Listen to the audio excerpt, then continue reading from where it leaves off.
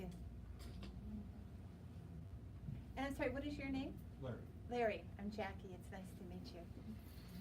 So this is a very special day, and I'm really glad to see so many people. Usually it's a smaller crowd for Lama Chopa, so it's nice more people have come. But it not only is it Losar, but as you probably have read, it's the day of Parinirvana of Lama Yeshe. So is everybody in the room familiar with who Lama Yeshe is? You're familiar with who Lama Yeshe is. Who is Lama Yeshe? Lama Yeshe is the founder of the FP. Right. Okay, so I'm going to give a little bit more perspective to that. So do people know who Lama Tsongkhapa is? And who's Lama Tsongkhapa? Tsongkhapa wrote the Lama. Right. So what happened at the time of Lama Tsongkhapa was that the Buddha Dharma was in Tibet, but it wasn't meeting the people's needs. And just like if you have a medicine, if the delivery system of the medicine isn't the right delivery system, then the medicine doesn't get into the body and do the benefit that it should do. So at the time of Lama Tsongkhapa, the Buddha Dharma was available, but it wasn't meeting the needs of the people. So Lama Tsongkhapa, the second Buddha, created for our purposes the Lam Rim, which is the A to Z of enlightenment. You start at point A and you follow it, whether you want it or not, you're going to be enlightened.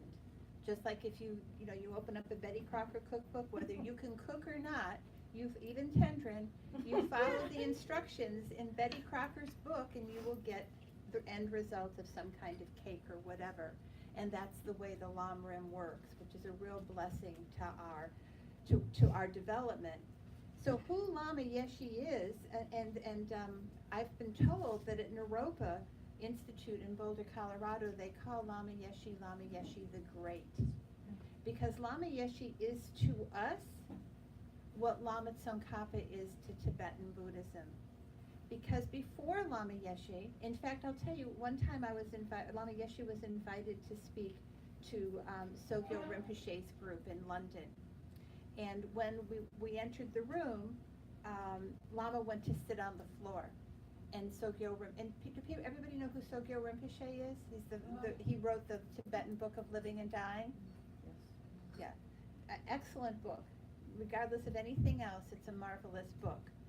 So Sogyo Rinpoche kept telling Lama that Lama should sit on the high throne, and Lama became like a little curl, like a little ball. Lama had this amazing capacity with Lama's body to transform, and I'll tell you another story that I personally saw.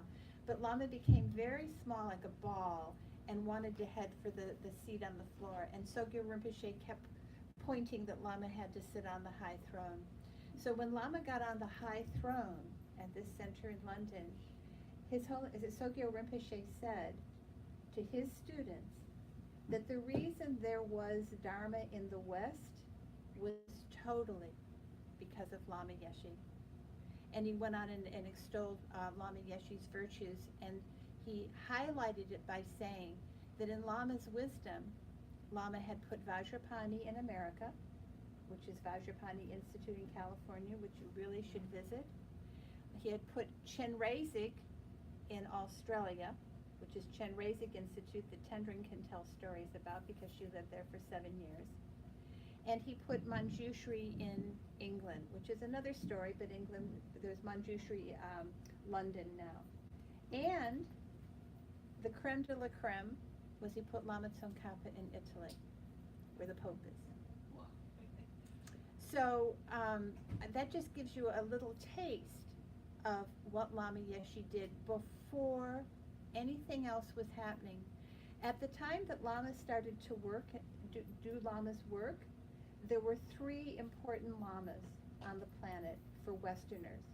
There was Trungpa, everybody knows Trungpa, who became he disrobed, became a lay person, lived a lay life, and stayed in the West. He didn't go back to Tibet. Then there was Tartang Tulku, who maintained Tartang Tulku's in France and San Francisco. Great books, great publishing house, great Lama. But he remained a monk, but he remained in the West. Lama Yeshe was a monk, but Lama Yeshe spent 6 months of his time traveling in the West and 6 months of his time in the East. And the Tibetans scoffed Lama Yeshe.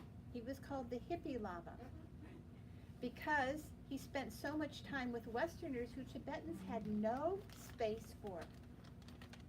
Because we were barbarians, we were heathens, we were white with blue eyes, we were weird. And nobody believed that Westerners were going to amount to anything. But Lama, in Lama's wisdom, of course, knew that we had incredible potential.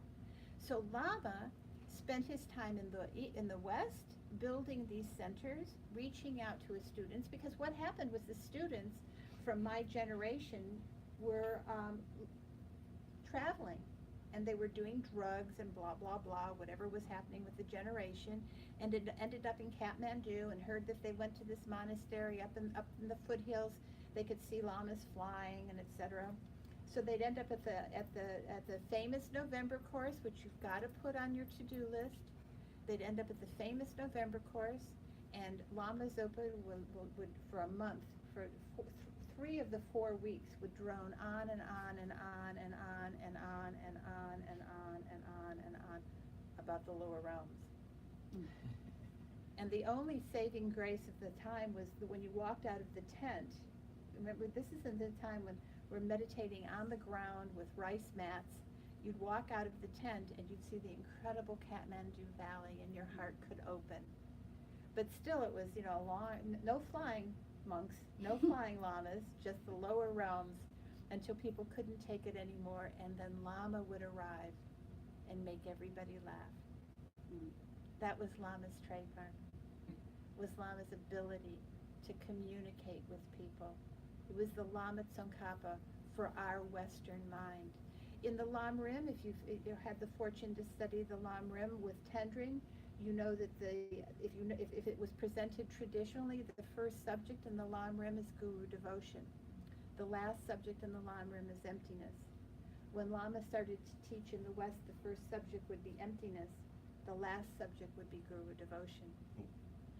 Because we had no place for Guru devotion. But I'm here to tell you that it's absolutely the most important topic you can grapple with in your life. You've got this incredible opportunity, this precious human rebirth. You've got this amazing center here.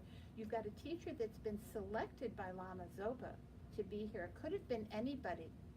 And it's Tendrin who's here, who's a fully ordained nun who gave up everything. 7 years of her life she spent at a nunnery.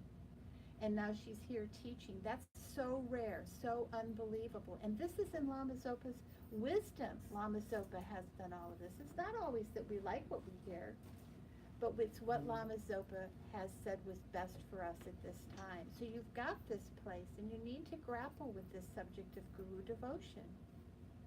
Because it is really the most important topic. When you find your guru, and you should my recommendation is to spend your life looking for your guru.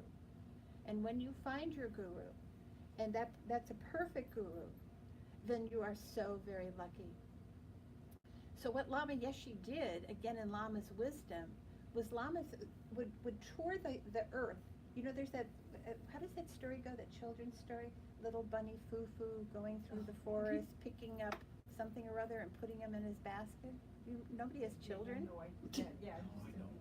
Little bunny Foo-Foo going through the forest, picking up something and putting them in. Well, Lama Yeshe was like little bunny Foo-Foo.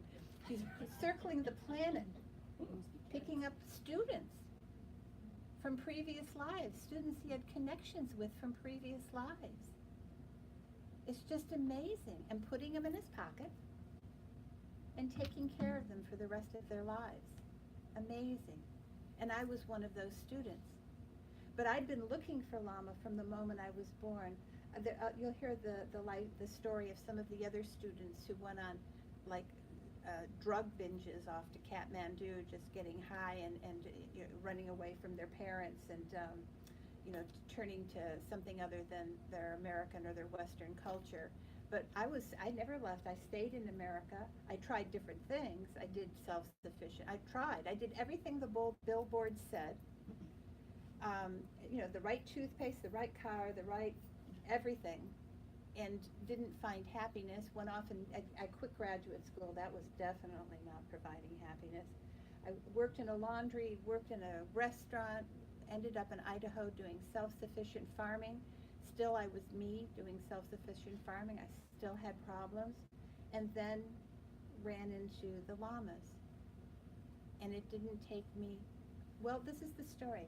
So fortunately, Lama Yeshe had done, again, this is in my mind, this is Lama Yeshe's wisdom, because I'm living way up in Idaho. We all know our American geography somewhat, right?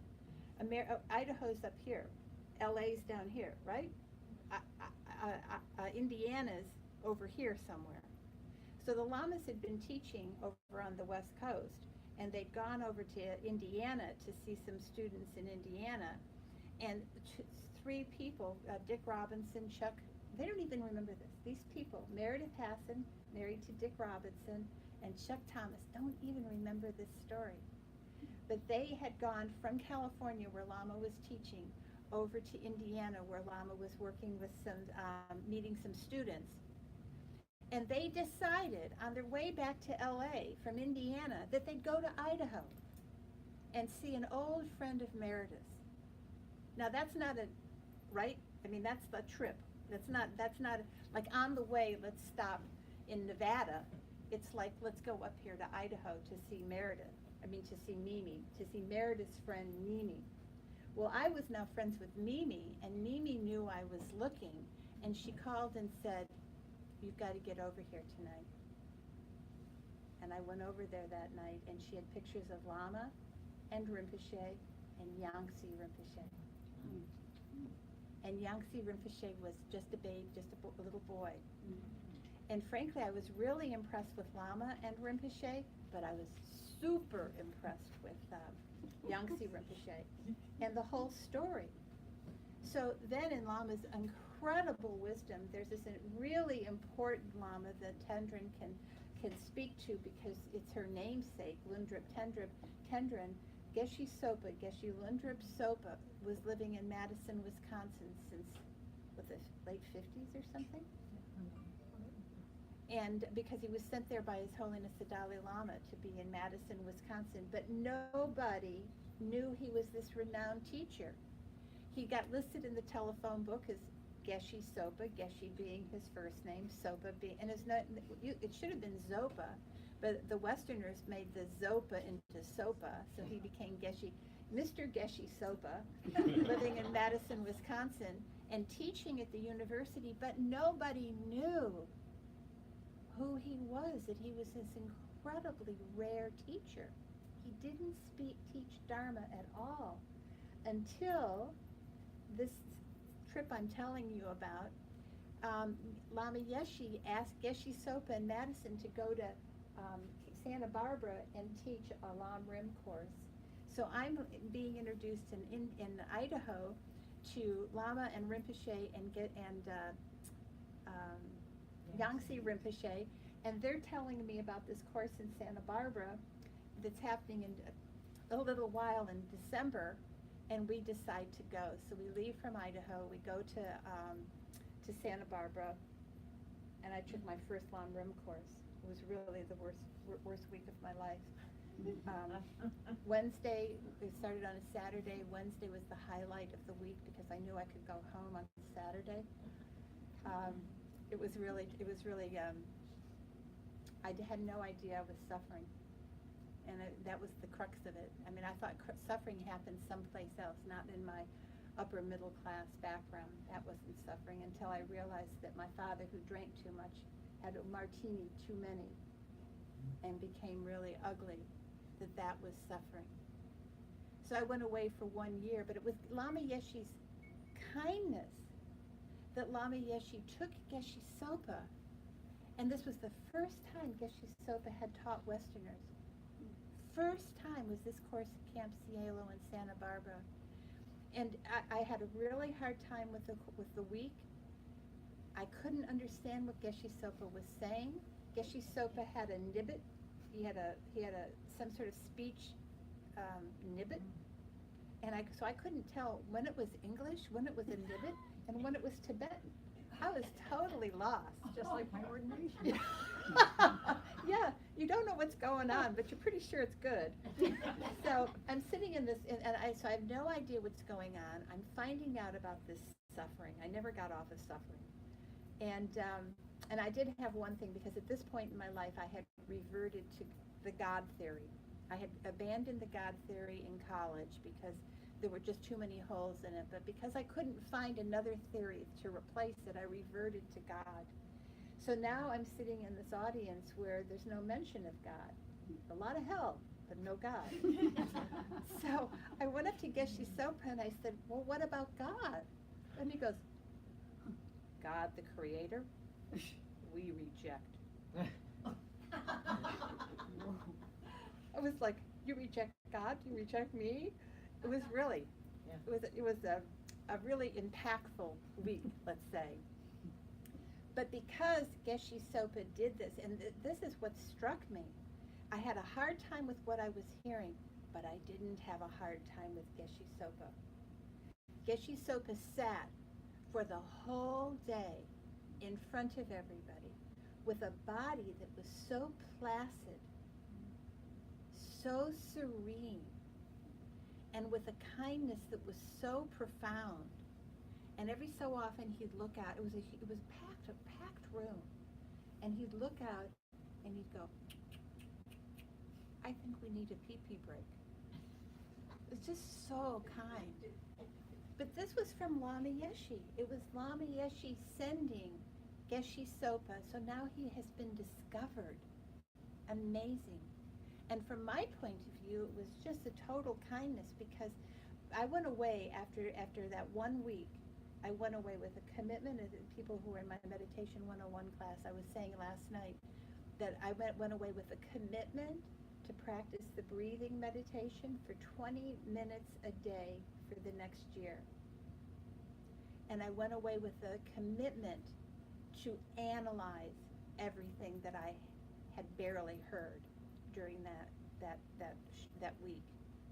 And at the end of the year, unfortunately, I tried really, really hard to find fault with what I heard, because if I didn't find fault, I would have to make changes, which I didn't want to do, but I couldn't find fault.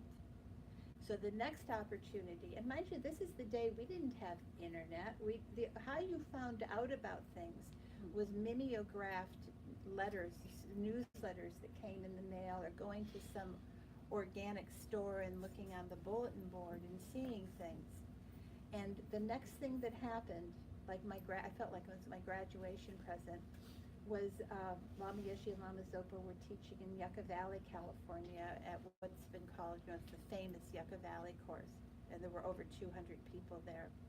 So this was my first time seeing Lama Yeshe, but I am going to tell you, after that, the kindness of Lama Yeshe Sopa teaching, and like this, the whole week, like talk to the hand because the face ain't listening. Nothing could stop me from going to Yucca Valley. I would have walked to Yucca Valley if I had to, because now I knew I had found what I was looking for my whole life. From the moment I was born, this was it. Watertight. So we're in this room with Lama Yeshe's arriving, and everybody's talking about Lama Yeshe. And so the doors open, the room is dark. It's a big, huge room. There were over 200 people. The doors open, and in comes this little guy, looking like little Mr. Magoo. Just this little guy, not big, not powerful, just roly-poly, just came down the aisle, and this is Lama Yeshe. Lama Yeshe. So he comes down the aisle, does his prostrations, goes around, gets on the throne, and then goes into meditation. And for people who know, and if you don't know, you will know, Lama Yeshe was always very sick. Lama Yeshe had rheumatic fever. Is that the one that makes your heart damaged? Yes, I think so. Yeah, he had rheumatic fever when he was young, and his heart was damaged. So every time Lama Yeshe went to the doctors, they gave him 6 months to live. Every time he went to the doctors. They gave him 6 months to live, but he wasn't well because his valves were all leaking. So when he got on the throne, and now this is my first impression of Lama Yeshe. He looks like Mr. Magoo. He's tiny and he's gray because he was not well. And he got onto this throne and went into meditation, and I'm watching him. And in front of my eyes, Lama Yeshe went from gray and round and doughboy kind of into huge and golden and really powerful. I mean, I could cry. That was it. This is what I've been looking for all my life. And every single word that Lama spoke went out to everybody exactly as they needed it. 100%. Totally, unbelievably profound.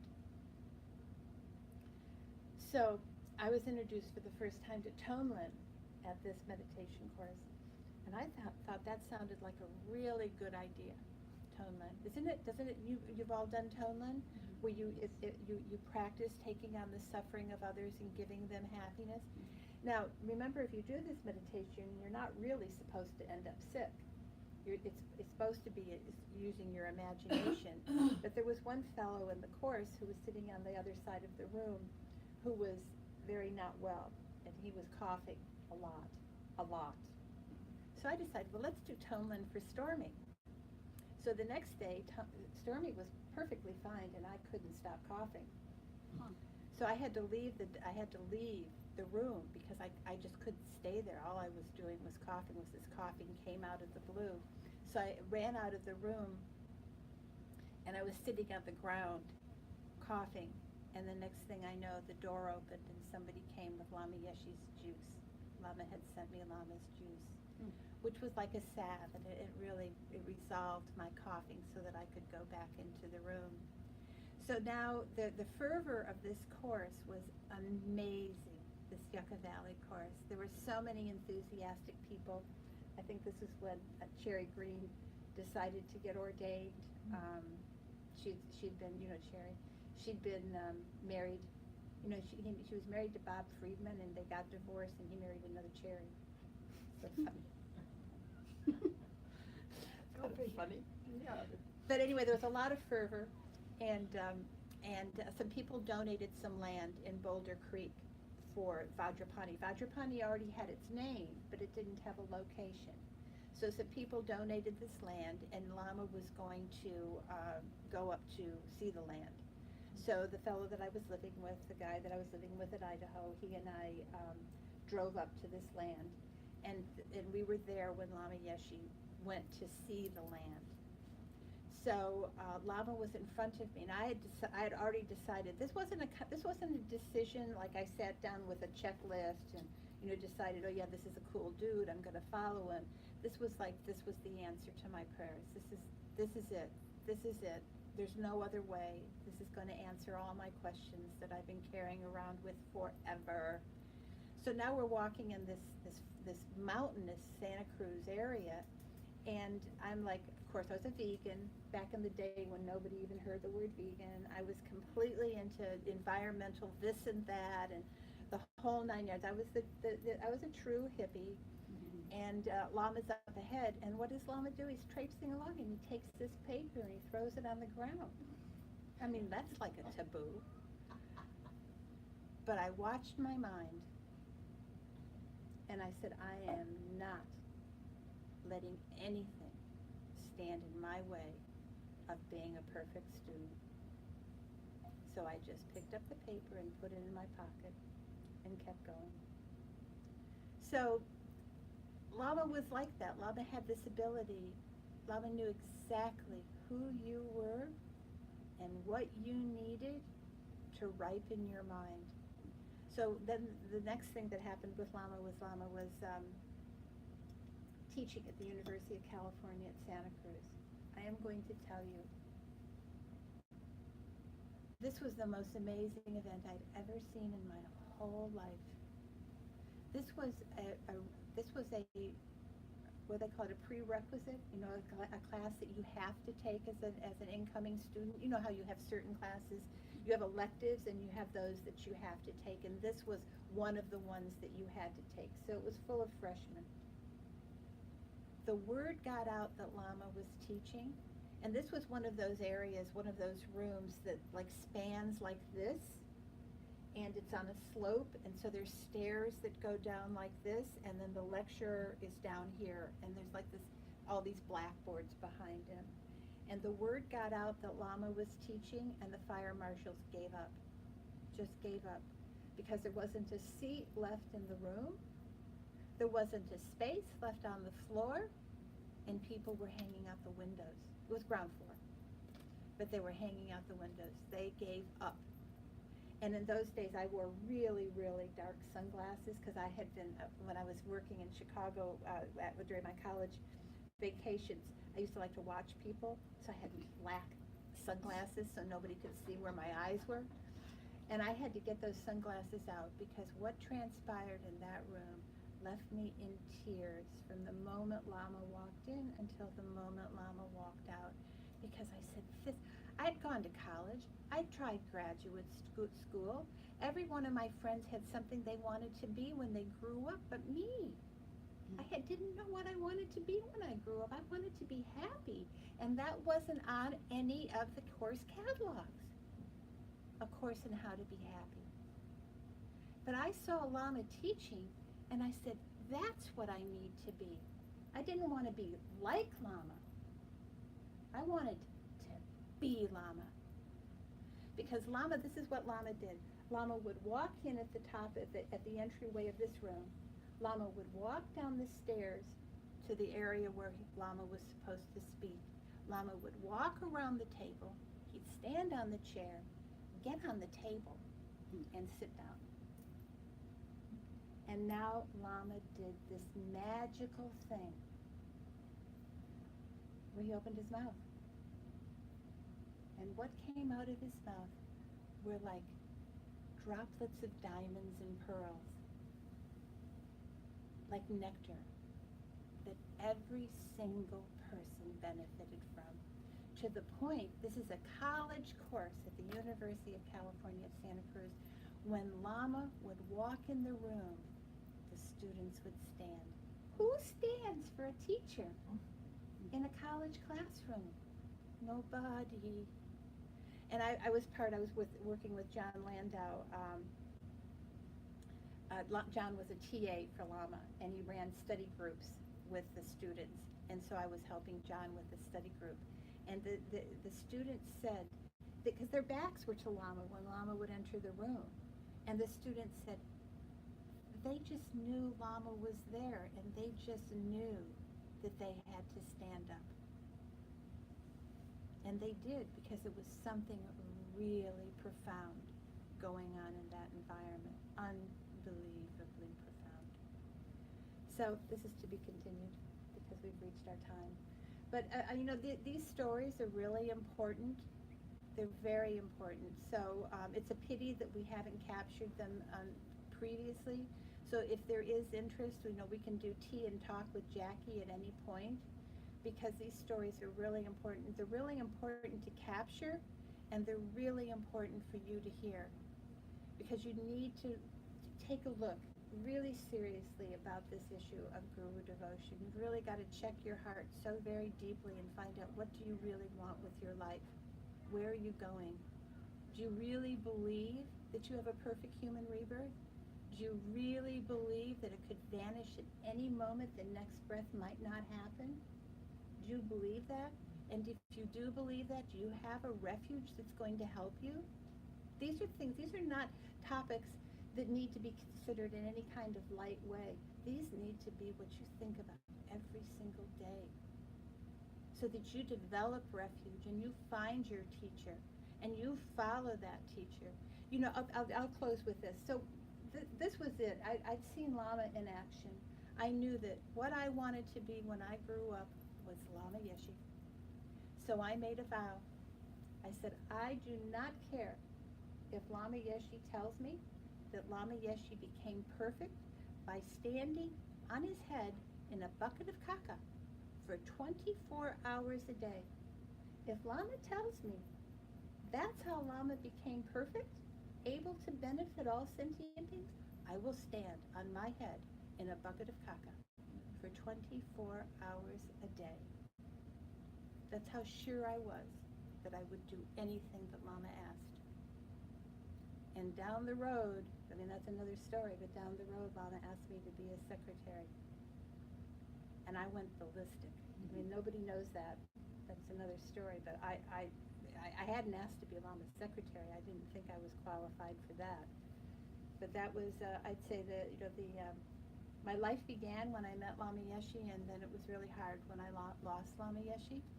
But Lama Yeshe, I'll just share this. Lama Zopa said, you were at Light of the Path when Lama talked about my guru devotion? Mhm. So Lama Zopa mentioned to people at the Light of the Path that I was more fortunate than a person with $1 billion. Was it $1 billion? $1 trillion? A lot of money.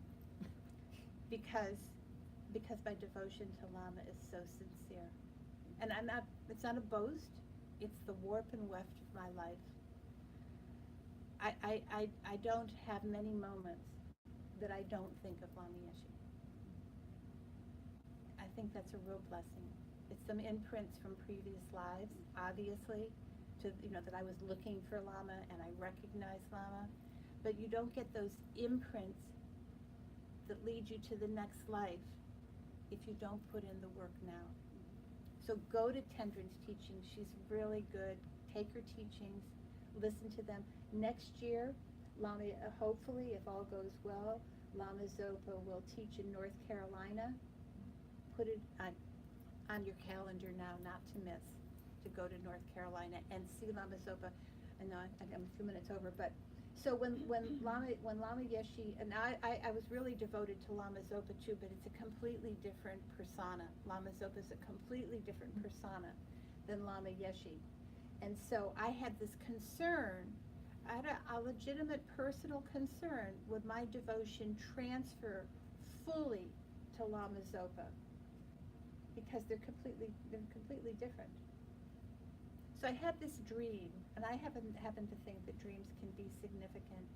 So I had this dream that Lama and Rinpoche were both together, and Lama Yeshe melted into golden butter and poured into Lama Zopa.